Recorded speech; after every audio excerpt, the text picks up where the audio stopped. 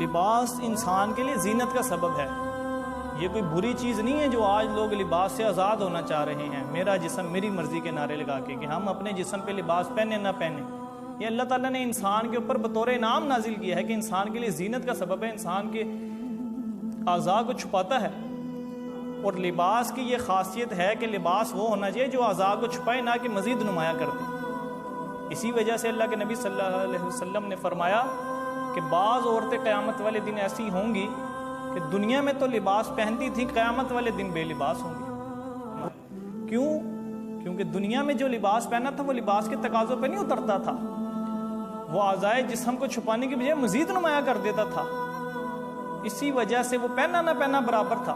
یہ انسان کی صفت ہے کہ وہ لباس کے ساتھ گھومتا ہے، زینت کا سبب ہے. جانور تو بغیر لباس کے ساری زندگی گزارتا ہے، بغیر لباس کے دنیا میں آتا ہے، بغیر لباس کے دنیا سے جاتا ہے.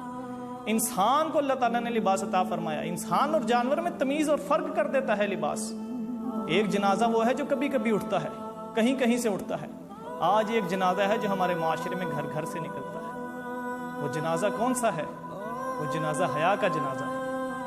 جس گھر سے عورت اس حال میں نکلے کہ اس کے سر کے بال کھلے ہوئے ہوں، یہ حیا کا جنازہ جا رہا ہے. جس گھر سے عورت اس حال میں نکلے کہ اس کے بازو لباس پہننے کے باوجود برہنہ ہو، اس کا لباس ٹخنوں سے اوپر ہو، اس کے پاس کوئی چادر نہ ہو، یہ حیا کا جنازہ جا رہا ہے.